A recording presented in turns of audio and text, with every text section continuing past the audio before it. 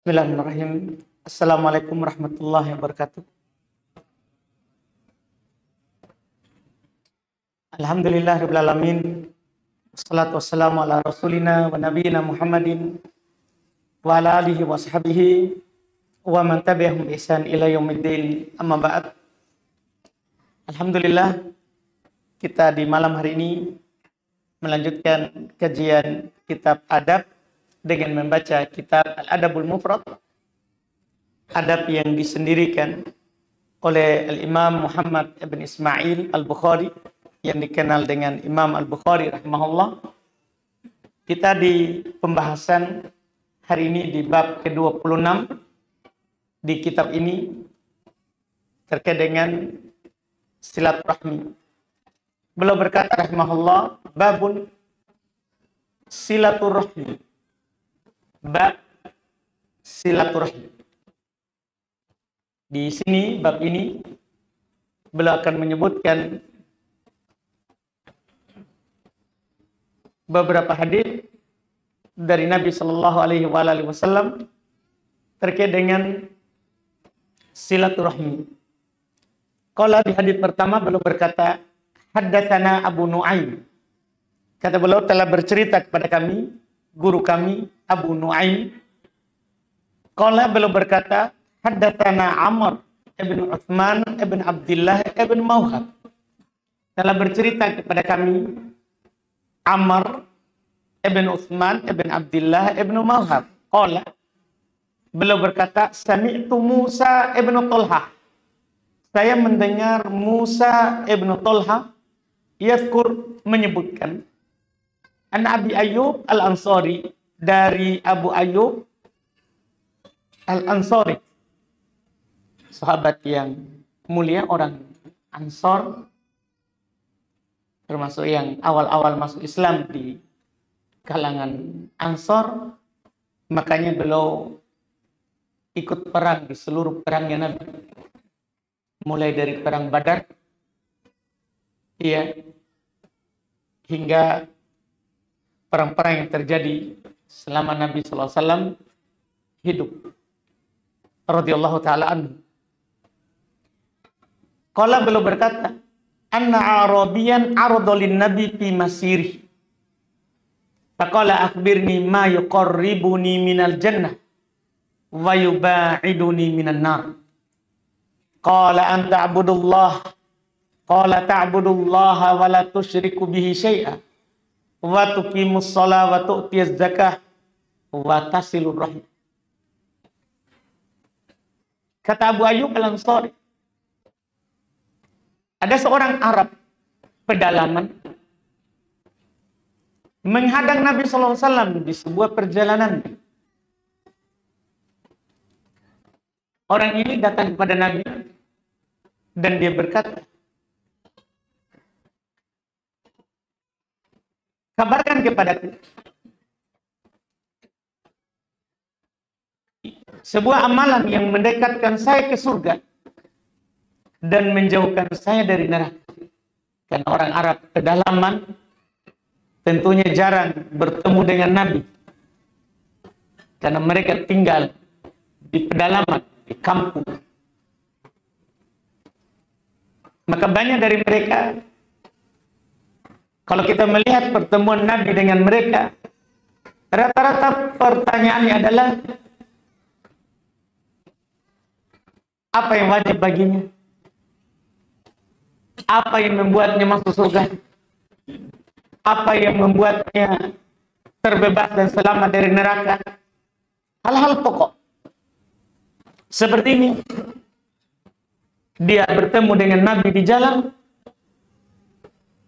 langsung dia manfaatkan untuk bertanya kepada Nabi, dan Nabi kita melayani siapa? Melayani siapa? Orang kampung, orang kota, miskin, kaya. Kenapa? Karena dulu di awal di Mekah turun ayat menegur beliau. Waktu ada sahabat datang kepada beliau buta miskin, belum berpaling. Kenapa? Karena ada orang-orang Quraisy yang punya kedudukan juga mau menghadap. Sehingga belum menerima yang punya kedudukan, kemudian tidak pedulikan yang tidak punya kedudukan. Maka Allah Subhanahu wa taala menegurnya, turun surat Abasa wa tawalla. Anja'ahul a'ma. Dia bermuka masam dan berpaling ketika datang orang buta itu kepadanya. Mulai dari situ turun teguran ini, maka beliau tidak pernah membedakan miskin, kaya, punya kedudukan di kaumnya atau tidak, apakah orang jelas nasabnya atau tidak, beliau samakan. Nah, termasuk ini. Iya. Bahkan di sebagian kisah, namanya orang Arab pedalaman, tidak sama adabnya dengan orang kota. Dan mereka tentunya jauh dari ilmu wahyu yang diturunkan oleh Allah kepada Nabi ini. Orang-orang di sekitar Nabi paham bahwa tidak boleh mengangkat suara lebih daripada suara Nabi. Tidak boleh, Quran turun. Ya ayyuhalladzina amanu la tarfa'u aswatakum fawqa sautin Nabi. Wahai orang-orang beriman, jangan mengangkat suara kalian di atas suaranya Nabi. Kapan lebih tinggi dari suara Nabi? Batal amalannya. Ini ancamannya. Nabi SAW orang yang sangat rahim, ra'uf, sangat sayang dan cinta, sangat lembut terhadap orang-orang beriman. Kadang datang orang Arab pedalaman, namanya orang Arab pedalaman, suaranya tidak ada yang kecil. Karena mereka tinggal mungkin berjarak, butuh bicara keras, juga mereka kebanyakan juga pengembala onta. Onta membutuhkan suara yang keras untuk mengembalai. Beda kambing. Pengembala kambing suaranya lembut. Iya. Kadang datang kepada Nabi SAW berteriak, "Ya Muhammad." Tapi Nabi karena takut sahabat Arab pedalaman itu batal amalannya, belum mengangkat suaranya di atas suaranya. Ini Nabi SAW memperlakukan manusia sesuai dengan kedudukan mereka dan tidak membedakan siapa. Di sini data ini hanya menghadang di jalan, berkata, kabarkan kepadaku amalan apa yang bisa mendekatkanku dari surga dan menjauhkanku dari neraka. Ini pertanyaan penting. Ini orang Arab pedalaman dan penting untuk kita. Karena kita hidup ini pasti mau surga, tidak mau neraka. Tidak ada pun seorang dari kita yang tidak mau seperti apa yang ditanyakan oleh orang Arab pedalaman ini.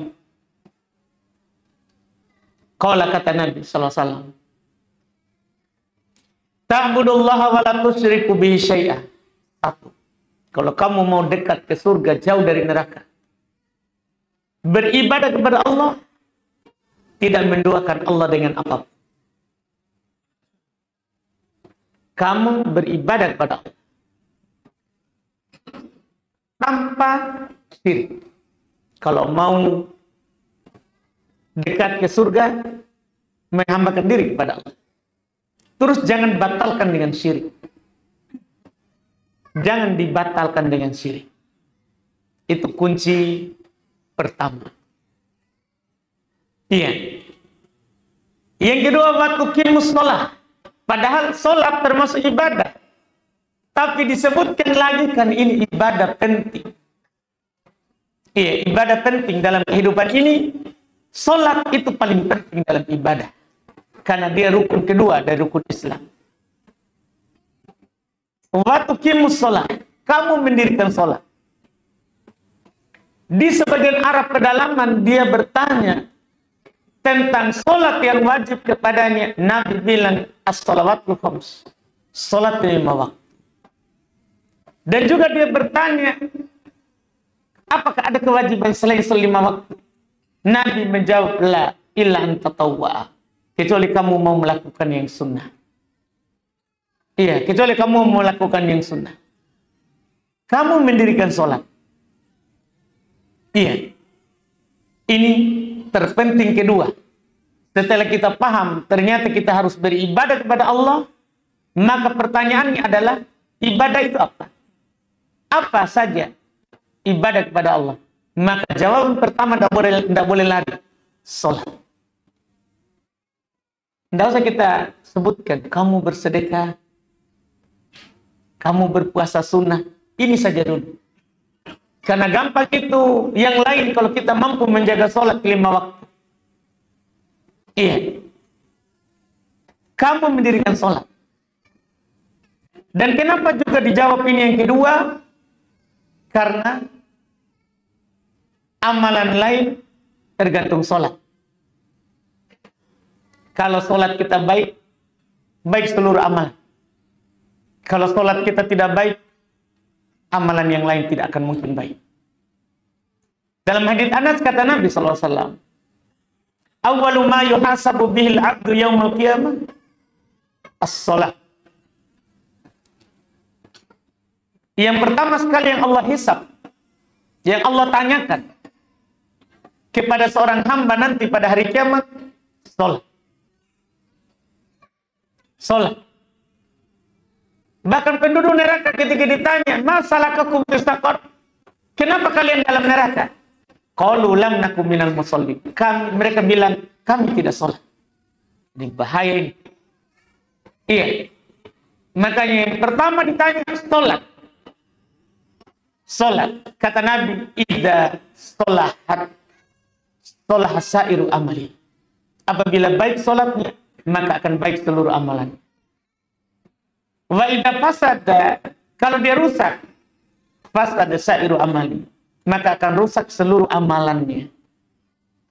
Iya, makanya sholat ini penting.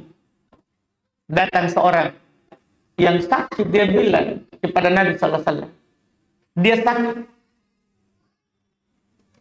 Nabi berkata kepadanya, sholli qa'imah. Tidak ada dibilang, kalau begitu tinggalkan sholat karena kamu sakit. Tidak. Kata Nabi kepadanya, sholli qa'imah. Sholat berdiri. Fa'ilam tastati. Kalau kamu tidak mampu berdiri, faqa'idah. Duduk. Fa'ilam tastati. Kalau kamu juga tidak mampu duduk, fa'ala jambi. Berbaring. Pokoknya jangan digugurkan sholat itu terhadap diri. Yang ini penting. Karena percuma amalan kita. Makanya saat Nabi utus Mu'adz ibn Jabal ke Yaman, belum berpesan kepada, "Faliyakun awwal ma tad'uhum ilaihi syahadata an la ilaha illallah wa anna Muhammadar Rasulullah." Hendaklah yang pertama sekali kamu ajak mereka penduduk Yaman adalah 2 kalimat syahadat. Syahadat la ilaha illallah, tidak ada yang berhak disembah kecuali Allah, dan Muhammad adalah Rasulullah. Setelah itu kata Nabi, fa inhum ata'u kalidalik. Jika mereka sudah taat kepada kamu dalam hal itu, artinya disuruh syahadat, diajak syahadat, dia lakukan taat. Fa akhbirhum, kabarkan kepada mereka, annallaha farada alaihim khams salawat fil yaum wal lail. Katakan kepada mereka setelah itu bahwa Allah Subhanahu wa taala mewajibkan kepada mereka 5 salat dalam sehari semalam. Jika sudah taat syahadat, katakan wajib kamu salat 5 kali. Iya, wajib kamu salat 5 kali dalam sehari semalam. Baikkan. Ini pentingnya. Pentingnya. Dan ini kalau kita jaga wajib surga. Kan orang ini bertanya itu, apa yang mendekatkan ke surga dan yang menjauhkan saya dari neraka? Nah, orang yang menjaga sholat wajib surga. Dalam hadits Nabi Shallallahu Alaihi Wasallam, kata beliau, man hafadha ala shalawatil khams, ruku'ihinna wa sujudihinna, wa alima annahunna min indillah, wajabat lahul jannah. Siapa yang menjaga syaratnya ini, karena susah itu menjaga. Siapa yang menjaga sholat 5 waktu, dia jaga rukuknya, dia jaga sujudnya, tumanina dalam ruku, tumanina dalam sujud, dia jaga. Dan dia lakukan itu karena dia tahu itu kewajiban dari Allah. Dia tahu itu adalah kewajiban dari Allah, Tuhan. Kata Nabi, wajabat lahul jannah. Wajib baginya surga. Wajib surga. Ini pertanyaannya orang ini. Dia mau yang mendekatkan ke surga, yang menjauhkannya dari neraka. Ini, kalau kamu jaga ini, wajib surga. Ini jawaban Nabi kepada ini. Kemudian yang kedua, waktu zakat. Yang ketiga, kamu mengeluarkan zakat. Tentunya jika ada harta. Terkait dengan zakat harta. Kalau zakat fitri, tentunya yang memiliki malam Id lebih dari makan. Lebih dari makannya hari itu. Wajib dia keluarkan. 1 sok. 4 kali telapak tangan ini digabungkan. Itu dikeluarkan. Iya. Mau kita timbang atau tidak. Kalau tidak ada timbangan, begini saja. Iya, kita gabung ini 2 telapak tangan, kemudian kita ambil beras 4 kali. 4 kali. Itu zakat fitri. Itu adalah zakat fitrinya kita. Iya, ini kalau ada kecukupan di malam Id. Kalau tidak ada, maka tidak wajib zakat. Tidak wajib zakat. Kamu mengeluarkan zakat. Ini juga adalah perkara penting ketiga.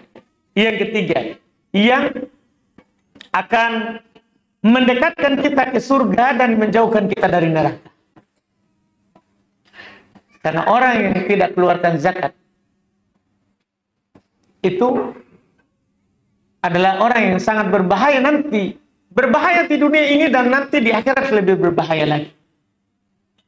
Orang-orang yang menabung emas, perak, kemudian tidak mengeluarkan zakatnya, maka mereka nanti emas dan peraknya itu akan dipanaskan di neraka. Kemudian disetrikakan punggungnya dengan emasnya tadi. Ini menunjukkan bahwa tidak berzakat itu mendekatkan ke neraka. Berarti lawannya, kalau kita zakat, maka kita akan didekatkan ke surga. Didekatkan ke surga. Jangankan setelah dihisab, sebelum dihisab saja, saat seorang bangkit nanti di hari kiamat di padang mahsyar, itu akan dibawa naungan zakatnya. Memang benar sholat yang ditanya pertama, tapi seorang akan bangkit sebelum ditanya tentang sholatnya itu, dia akan dibawa naungan zakatnya. Kullu rajulin tahta dhilli shadaqatihi yaumal qiyamah. Setiap orang akan berada di bawah naungan sedekahnya pada hari kiamat. Ini sedekah, Nabi bilang, bisa sunnah, bisa wajib. Ya sunnah saja sudah begitu. Apalagi wajib. Apalagi yang wajib.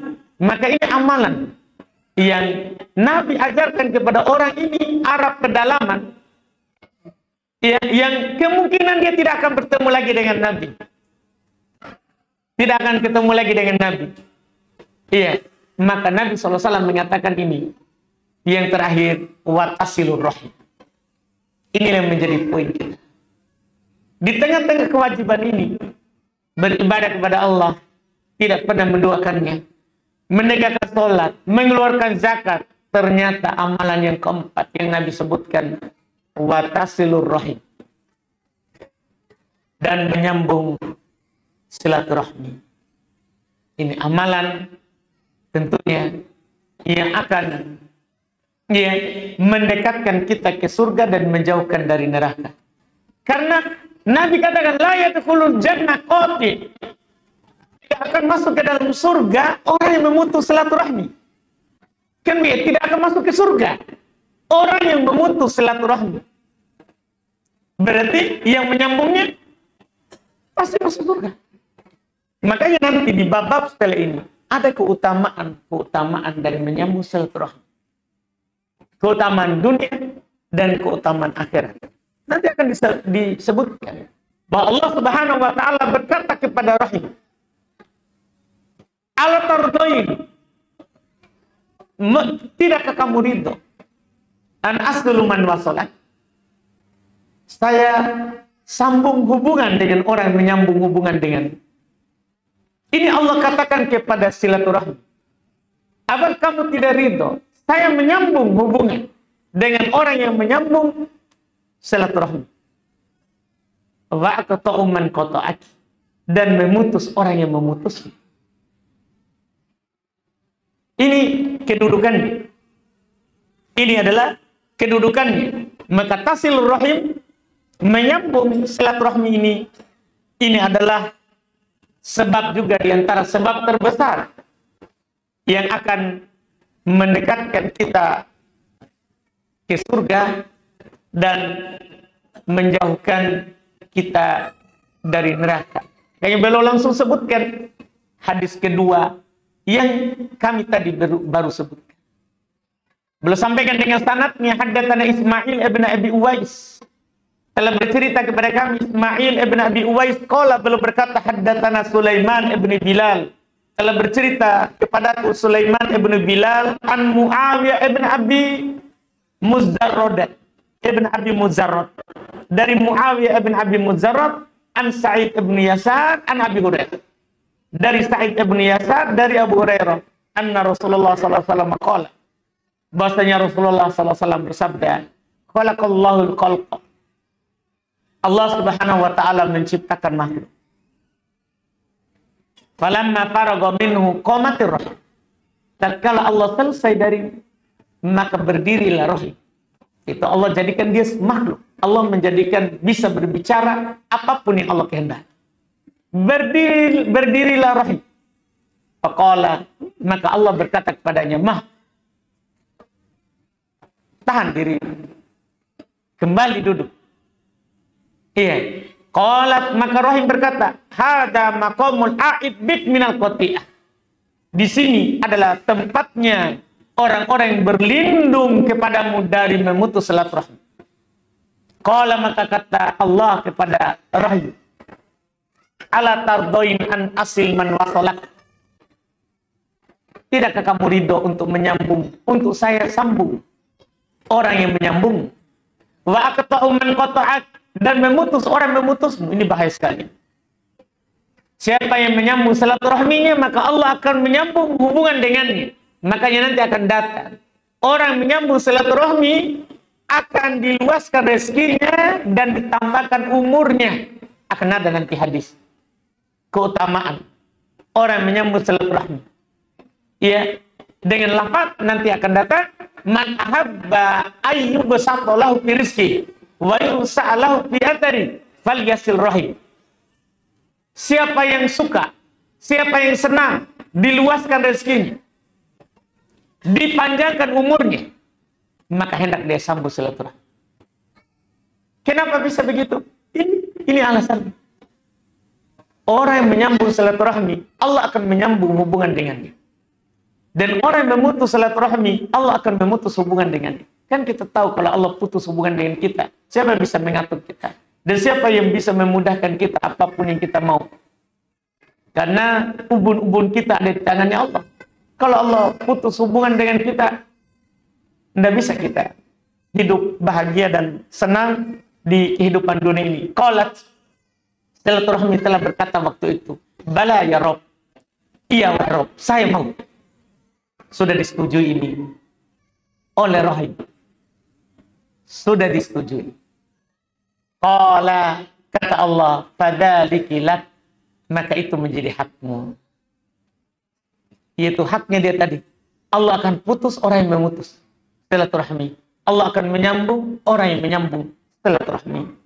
Tsumma qala Abu Hurairah, kemudian Abu Hurairah berkata, iqra'u in syi'tum, bacalah kalau kalian mau. Fahal asaitum in tawallaitum an tufsidu fil ardi wa tuqatti'u arhamakum. Bagaimana kira-kira jika kalian berpaling dan melakukan kerusakan di muka bumi ini dan memutus silaturahmi kalian. Ini ayat ancaman terhadap semua yang memutus silaturahmi. Iya, adapun hadits ketiga itu belum bawakan hadits dhaif dan kita cukupkan dengan dua hadits tadi. Ya, karena setelahnya semakna dengan yang tadi, cuman kita tidak butuhkan karena dhaif. Kita cukupkan dulu, alhamdulillah untuk bab ini. Nanti di bab berikutnya lagi, bab 27, fadlu silaturahmi, keutamaan menyambung silaturahmi. Tidak ada pertanyaan katanya? Alhamdulillah. Tidak ada? Ya. Silakan.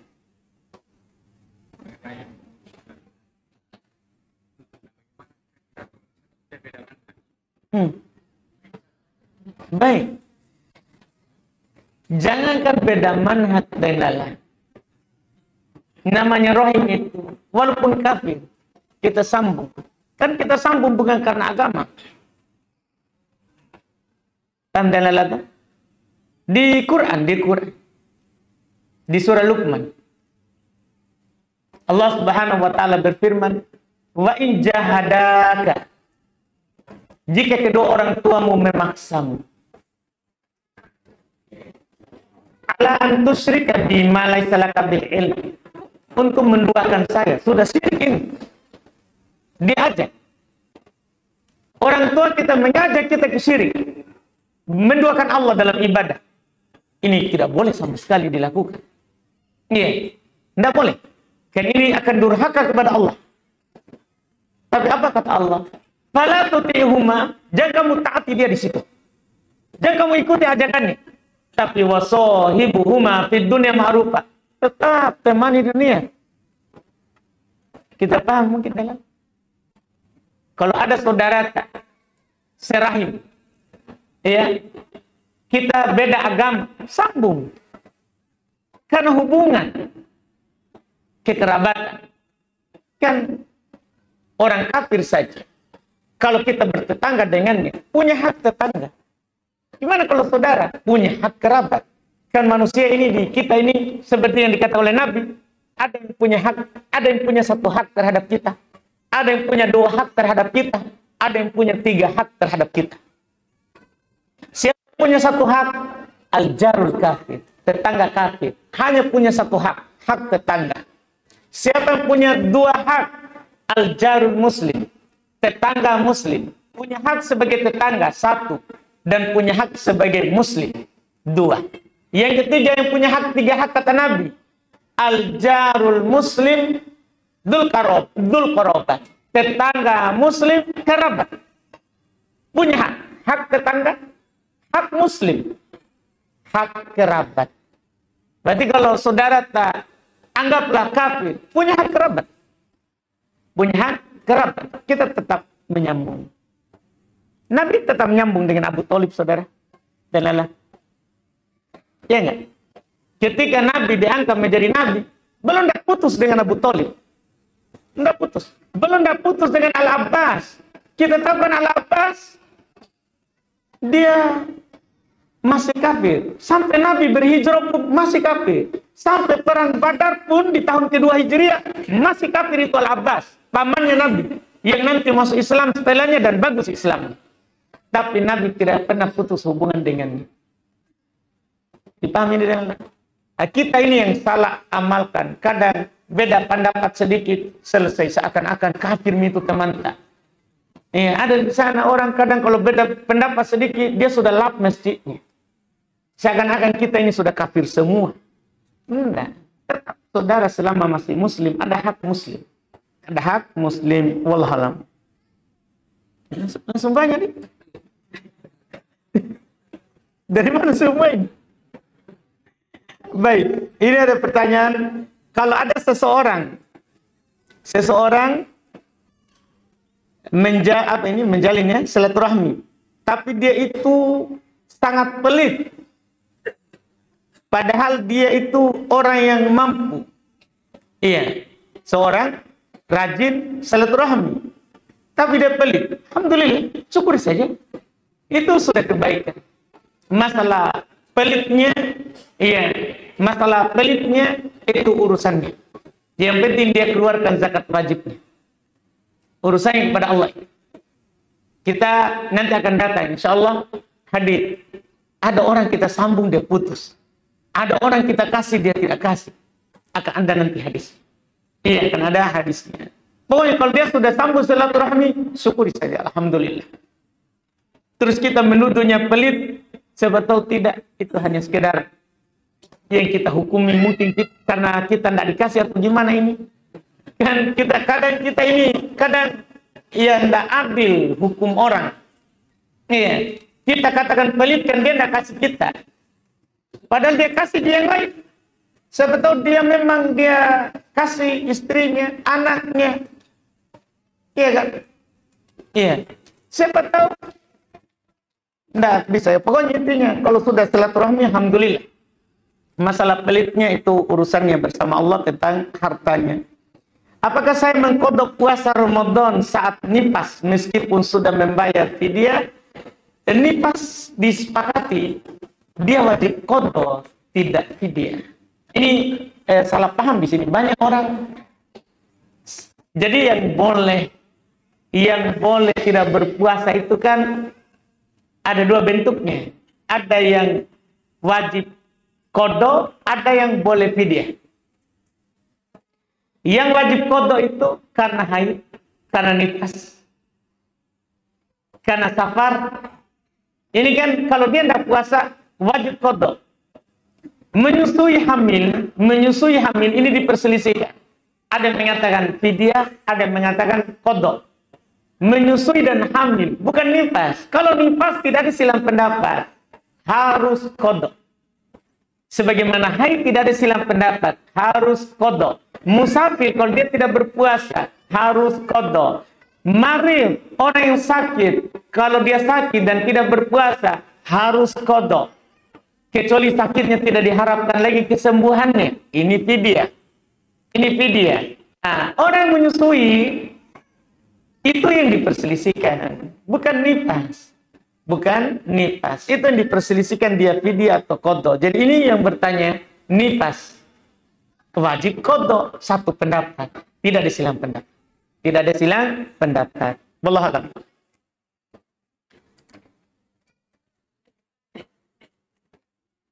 Ustaz, apa hukumnya memutar surat Al-Baqarah di rumah sepanjang hari mulai MP3 ya? Apakah rumah bisa terjaga dari setan? Hadisnya memang ya bahwa setan lari dari rumah yang dibacakan padanya surat Al-Baqarah. Ya, maksudnya orang di dalamnya membacanya. Tapi apakah kalau diputarkan masuk? Semoga masuk saja.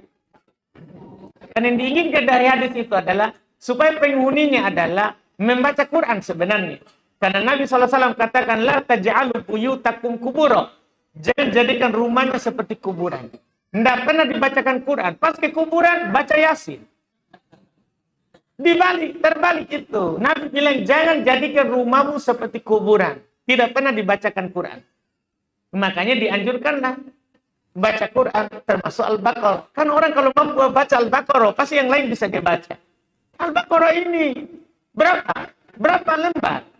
Ini Al-Baqarah 20 lembar lebih. 23 lembar lah. Iya kan? Kalau kita menang baca ini, pasti mudah kita baca yang lain. Mudah kita baca yang lain. Ini anjurannya. Jadi anjuran asalnya kita yang membacanya. Tapi bagi yang putar, kita harapkan saja, mudah-mudahan kan? Mudah-mudahan. Ya, masuk di situ. Wallahualam. Ustaz, bagaimana hukumnya mengupload foto atau video anak kita ke sosmed, tapi menempelkan pada wajahnya stiker bertulis Masya Allah, Tabarakallah, dan Barakallahu fikum. Dengan maksud orang yang melihatnya bisa refleks mengucapkan apakah hal tersebut dapat menghilangkan penyakit ain? Dapat, tapi ini kita menaklukkan sebab. Maksudnya, daripada kita tempel, kenapa kita tidak upload? Berhenti saja upload. Iya kan? Kan masalah video kan beda dengan masalah foto. Dibicarakan. Masalah video, masalah foto dibicarakan. Video lebih ringan pembicaraannya. Jika ya foto kan dibutuhkan, boleh, tidak masalah. Kalau dibutuhkan. Tapi kalau video ini dimudahkan, lebih dimudahkan. Tapi masalah anak-anak ini, karena kita khawatirkan ada ain, penyakit mata. Dan Nabi katakan al-ainu hakun, supaya kita tidak bermudah. Penyakit mata itu benar adanya. Iya. Maka untuk hati-hati daripada kita bilang Masya Allah, Tabarakallah. Ya kalau memang kita takut aib, cegah dari awal. Itu jangan menguploadnya. Ya, kita cegah dari awal lebih baik daripada kita upload kemudian tempel Masya Allah, Tabarakallah. Ya, lebih hati-hati. Walaupun hal ini tidak masalah. Hal itu wallahualam. Ya, karena ada sebagian hal tidak boleh untuk orang dewasa, tapi dibolehkan untuk anak-anak. Tidak dibolehkan untuk orang dewasa, tapi boleh untuk anak-anak. Wallahualam. Bagaimana hukumnya seorang ikhwan laki-laki membonceng seorang akhwat perempuan yang bukan mahramnya? Dan seorang ikhwan ini tahu hukumnya. Bilang tidak tahu hukumnya, bilang tidak boleh membonceng seorang akhwat yang bukan mahramnya. Walaupun teman dekat. Dengan dalil menolong. Masya Allah. Iya. Ini bahaya ini. Awalnya menolong ya. Jangan dibuka pintu. Allah Subhanahu wa taala katakan di Quran, "Fala taqrabuz zina." Allah tidak katakan jangan zina. Tapi Allah katakan jangan mendekat zina. Dan kita di sini sudah mendekat. Karena kapan kita memboncengnya, pasti kita berbicara. Pasti kita lihat. Iya. Itu paling sedikit itu. Kita bicara, kita lihat. Nah, kata Nabi, al-ainan zinahuman nadhar. Kedua mata ini zinanya melihat. Kalau lihat tidak sengaja sekali, dimaafkan. Tapi kalau lanjut melihat, kita ini bonceng ini. Jadi bisa sekali. Bisa begini. Kan dia belakang. Di belakangnya, jadi dia ke depan terus ya. Tidak pernah menengok ya. Nanti turun atau naik. Oh, itu anak muda yang bilang. Ini bapak udah tua ya. Ini anak muda ini. Ternyata ada kaca spionnya. Anak muda ini. Mbak, ini mata nggak bisa ini. Ada belok sedikit. Nah, berhenti di lampu merah. Masalah ini. Jangan dibuka ya. Makanya Allah katakan begitu. Allah tidak katakan wala tasnu, jangan zina, enggak. Allah katakan wala taqrabuz zina, jangan dekat. Jangan dekat dengan dalil apapun walaupun menolong. Jangan, enggak usah. Iya. Kalau mau menolong jangan sampai kita sendiri yang jatuh. Iya, jangan dibuka ini, bahaya. Berbahaya. Apa Ustaz, bagaimana jika dalam posisi kurang mampu, sedangkan saudara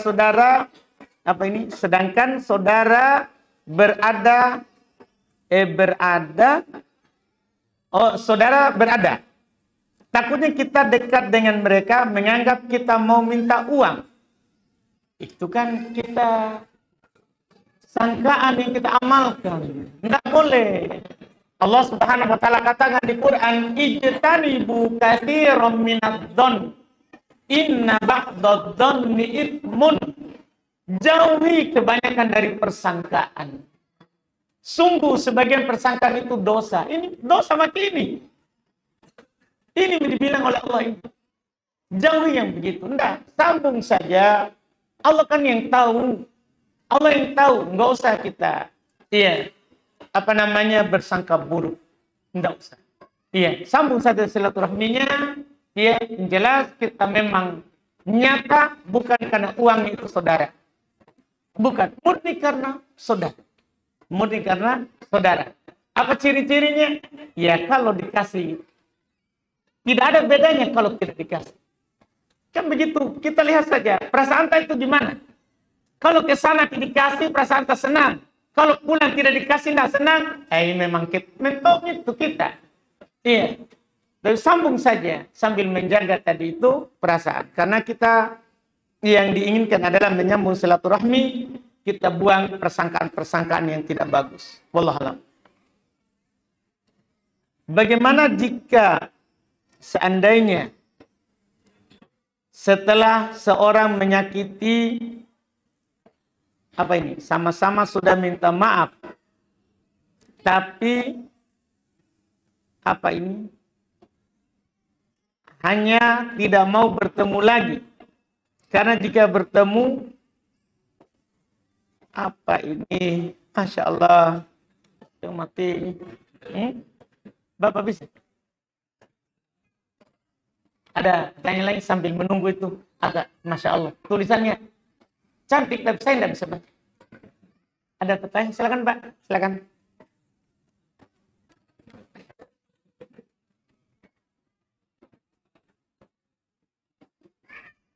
Bolehkah?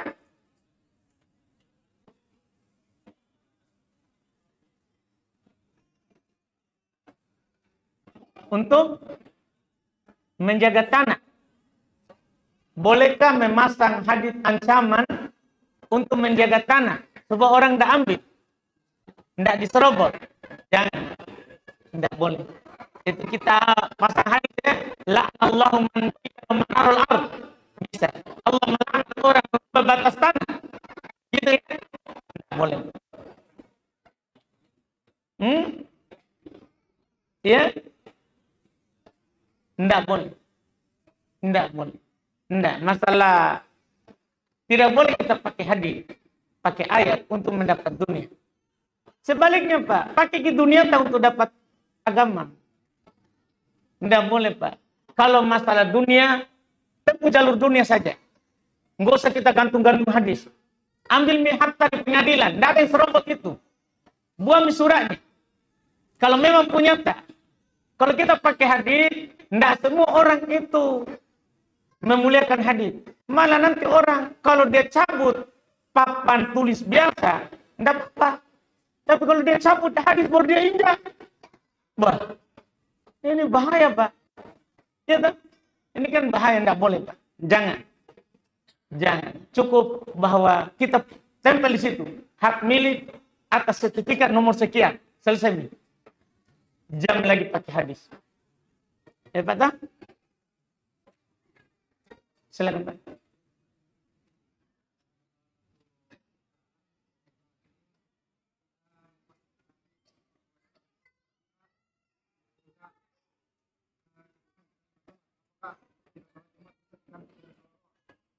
Apakah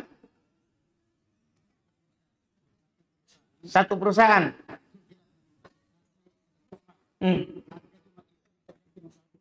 Kita tidak bisa keluar.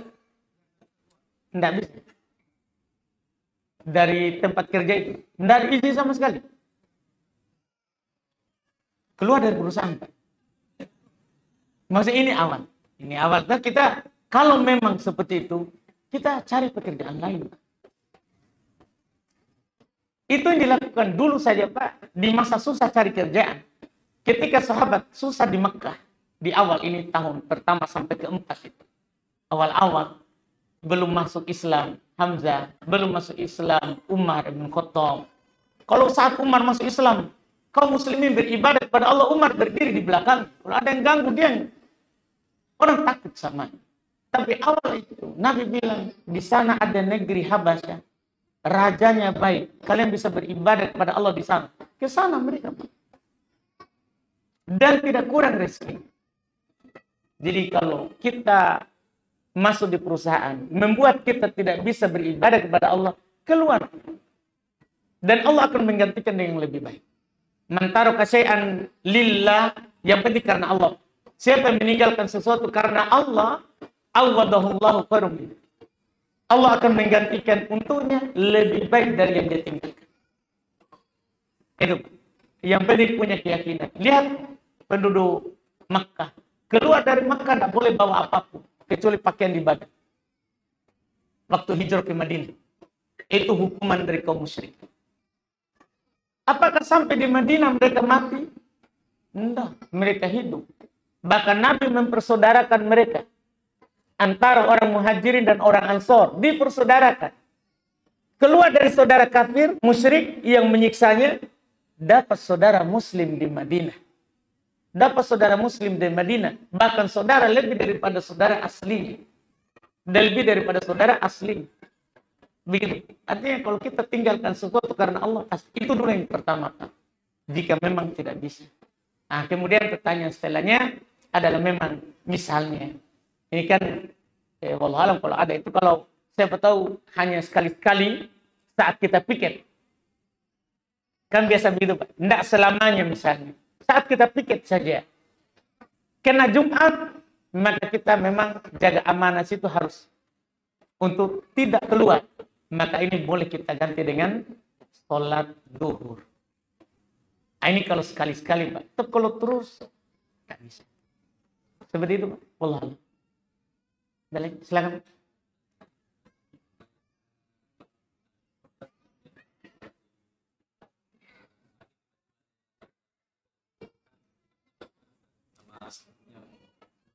Salaman. Salaman. Kan salaman sebenarnya tidak ada masalah. Jadi salaman ini ibadah asal. Iya, bahkan salaman dianjur. Iya. Iya, kita salam. Iya, dia senyum, kita senyum. Iya kan, Pak? Sebagian orang itu seperti Pak Dalala tadi bilang. Kalau berjenggot sedikit ada salam. Ini masalah. Tadinya orang mau dengar kita sedikit, tapi gara-gara sikap tak begitu, akhirnya nggak mau mendengar. Ini Pak jenggot akan urmentong. Ini kan masalah nanti, Pak. Jadi kalau dia begitu, dia yang memulai. Ulur nasihat tangan tak. Nah, kalau kita bisa nasihati, kita bisa nasihati, Pak. Salaman itu disyariatkan, tapi dikhususkan setelah sholat. Ini yang masalah. Kan masalahnya di situ, Pak. Masalahnya adalah kita khususkan setelah sholat. Itu salahnya. Masalah salaman asal disyariatkan. Disyariatkan. Iya, tambahannya itu yang masalah. Tempatnya. Tapi kalau kita diulurkan, ya kita salaman. Wallahualam. Cukup. Alhamdulillah. Kita cukupkan katanya. Mudah-mudahan bermanfaat. InsyaAllah kita lanjut lagi di pertemuan akan datang. Subhanallah. Hamdik. Assalamualaikum warahmatullahi wabarakatuh.